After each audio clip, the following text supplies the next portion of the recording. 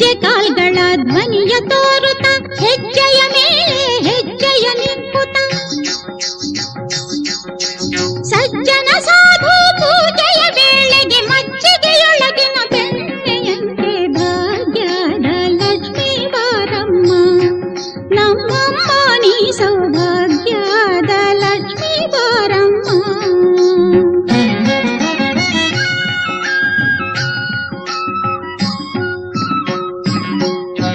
ಕನಕ ವೃಷ್ಟಿಯ ಕರೆಯುತ್ತ ಬಾರೆ ಮನಕ್ಕೆ ಮಾನವ ಸಿದ್ಧಿಯ ತೋರ